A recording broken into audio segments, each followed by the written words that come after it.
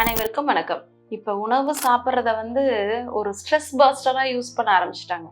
காலையிலேருந்து சாயந்தரம் வரைக்கும் போட்டு அடின்னு உடம்பு அடித்து வேலை பார்த்துட்டு நைட்டு டின்னரை ஒரு புடி புட்டிச்சிட்டு தூங்குற ஆளாக இருந்தால் உங்களுக்கான பதிவு தான் இந்த வீடியோ.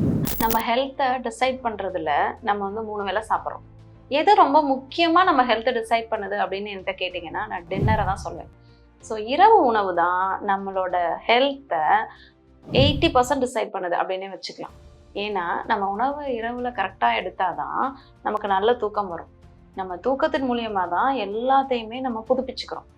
மூளையாக இருக்கட்டும், உடம்பாக இருக்கட்டும், எல்லாமே நம்மளோட உறக்கத்தோட ஆரோக்கியத்தை பொறுத்து தான் இருக்குது. ஸோ அப்போ டின்னர் என்ன சாப்பிடணும் அப்படின்றதுக்கான இது தெரிஞ்சு வச்சுருக்கணும்ல. நம்ம இப்போ எப்போதுமே உங்கள் பிளேட்டில் நைட்டான நம்ம என்ன சாப்பிட்றோம்? சில பேர் இட்லி, தோசை, சப்பாத்தி இப்படி தான் ரொம்ப ஹெவியாக சாப்பிட்றது. பார்த்திங்கன்னா ஏதாவது ஒரு பார்ட்டிக்கு போகிறது, நம்ம பர்த்டே பார்ட்டி, எல்லா செலப்ரேஷனும் பார்த்திங்கன்னா டின்னர், அது டின்னரோட தான் முடியுது. ஸோ அதனால் நிறைய சாப்பிட்றோம். அது என்னைக்காவது ஒரு நாள் தான். பட் ரொட்டீனாக எல்லாரும் இப்போ என்ன பண்ணுறாங்கன்னா ஒரு 10 மணிக்கு மேலே ஒரு 11 மணிக்கு சாப்பிட்றவங்களாம் இருக்காங்க. ஏன் இப்போ midnight munchies, midnight biryani, இதை பற்றிலாம் கூட நம்ம சேனலில் பேசியிருக்கேன். ஸோ நம்ம டின்னர் எப்போ சாப்பிடணும், என்ன சாப்பிடணும், எப்படி சாப்பிடணும், இது 3 தெரிஞ்சிருக்கணும். டின்னர் பிளேட்டில் 50% நார்ச்சத்து இருக்கணும். அப்படின்னா என்ன இருக்கணும்னா காய்கள் இருக்கணும். நம்ம யாருமே நைட்டில் காய் சாப்பிட்றதில்ல.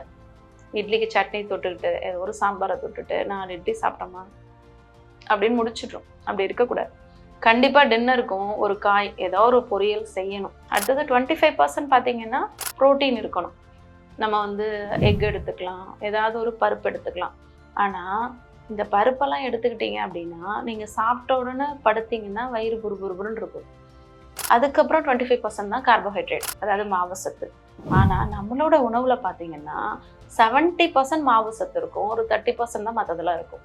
ஸோ இதை நம்ம கரெக்ட் பண்ணிக்கணும். எப்போதுமே ஒரு காயோ ஒரு கூட்டோ ஏதோ ஒன்று சாப்பிட்டோம்னா வயிறு கொஞ்சம் ஃபில் ஆகிடும்.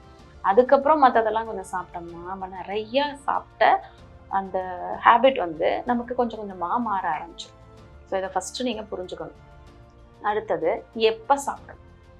7 மணிக்கு முன்னாடி நீங்கள் சாப்பிட்டே ஆகணும். 7, 7:30 மேக்ஸிமம். ஸோ இந்த மாதிரி சாப்பிட்ட பழகுனீங்கன்னா தான் நம்ம ஆரோக்கியமாக இருக்கும். சரியா? ஒரு 10 மணிக்கு மேலே சாப்பிட்டுட்டு ஒரு உடனே படுத்து தூங்குற ஹேபிட் இருந்தால் இன்னையிலேருந்து மாற்றிக்கிங்க. ஏன்னா நீங்கள் சாப்பிட்றதுக்கும் தூங்குறதுக்கும் நடுவில் ஒரு 2 மணி நேரத்துலேருந்து 3 மணி நேரம் கேப் இருக்கணும். சரியா? அப்புறம் எப்படி சாப்பிடணும்? நல்லா மென்று முழுங்கணும். எல்லாம் அகோர பசியில் வர்றது, நிறைய சாப்பிட்றது, ஃபாஸ்ட்டாக சாப்பிட்றதுனால என்ன ஆகுதுன்னா நிறைய சாப்பிடுவோம். நீங்கள் கான்ஷியஸாக நல்லா மென்று கொஞ்சம் கொஞ்சமாக சாப்பிட பழகுனீங்க அப்படின்னா நம்ம சாப்பிட்றதோட அளவே நமக்கு ஆட்டோமேட்டிக்காக குறைஞ்சிரும். பட் இதை நம்ம கான்ஷியஸாக பண்ணணும். எடுத்தோன்னே கபகபன்னு பசிக்கிறதுனால வேகமாக சாப்பிட்ருவோம். ஸோ சாப்பிட உட்காரும்போதே நான் இன்றைக்கி மெல்ல சாப்பிடணும் அப்படின்னு உங்கள் மைண்டுக்கு இன்ஸ்ட்ரக்ஷன் கொடுத்துட்டா அதை பிரெயின் ஃபாலோ பண்ணிவிடும், உங்கள் வாய் ஃபாலோ பண்ணிவிடும். சரியா? ஸோ என்ன சாப்பிடணும்? 50% காய்கறிகள் இருக்கும். ஆனால் கீரை சாப்பிடக்கூடாது நைட்டில். சரியா? அடுத்தது 25% ப்ரோட்டீன் இருக்கணும். ஸோ இதை நம்ம என்ன மாதிரியான ப்ரோட்டீன் எடுத்துக்க போகிறோம் அப்படின்றத நீங்கள் முடிவு பண்ணிக்கோங்க. ஏன்னா ஒவ்வொருத்தருக்கு சில பேர்த்துக்கு பார்த்தீங்கன்னா பருப்பு ஒத்துக்காதும்பாங்க, நிறைய ஒத்துக்காது. அடுத்தது கார்போஹைட்ரேட்டில் சிறுதானியம் நீங்கள் சேர்க்குற மாதிரி இருந்தால் அதை 8 மணி நேரம் ஊற வச்சு சமைங்க. உடனே ஊற வச்சு அரிசி மாதிரி சமைச்சிங்கன்னா அது உங்களுக்கு செரிக்காது. ஸோ 8 மணி நேரம் ஊறின சிறுதானியத்தை எடுத்துக்கலாம். அடுத்தது சிகப்பரிசி, நம்மளோட மாப்பிள்ளை சம்பா, கேரளா அரிசி, இதெல்லாம் எடுத்துக்கலாம். அது 25%. சரியா? அடுத்தது மென்று முழுங்கணும். 7 மணிக்கு முன்னாடி சாப்பிடணும்.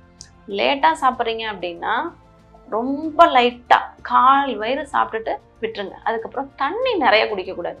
டின்னர் சாப்பிட்டு ஓரளவு தண்ணி குடிச்சிடணும். டே ஃபுல்லாக நீங்கள் நிறைய தண்ணி குடிக்கணுன்ற ஹேபிட்டை உருவாக்கிக்கிங்க. டின்னர் சாப்பிட்டுட்டு அப்போ குடிக்கிற தண்ணி தான். அதுக்கப்புறம் பார்த்தீங்கன்னா சில பேர் பார்த்தீங்கன்னா தூங்க போகிறதுக்கு முன்னாடி ஒரு சொம்பு தண்ணி குடிச்சிட்டு படுப்பாங்க. அப்போ யூரினுக்கு எந்திரிச்சு தூக்கம் டிஸ்டர்ப் ஆகும். ஸோ இதெல்லாம் நீங்கள் ஃபாலோ பண்ணுங்கள். உங்களோட ஹெல்த் இன்னும் ரொம்ப நல்லாயிருக்கும். வேறு ஏதாவது டவுட்ஸ்னா கமெண்ட்ஸில் கேளுங்க. நன்றி, வணக்கம். நமது மூளை நரம்பியல் நிபுணர் டாக்டர் வேணி அவர்கள் எழுதிய தலைவலியே உன் முகவரி தான் என்ன, மூளை என்னும் மூலவர் பக்கவாதத்தையும் வெல்லலாம், நலவாழ்வு 40 நம் கைகளில் மற்றும் வலிப்பு நோய் அறிவோம் தெளிவோம். புத்தகம் தேவைப்படுபவர்கள் ராக்ஃபோர்ட் நரம்பியல் மையத்தை தொடர்பு கொண்டு பெற்றுக்கொள்ளலாம்.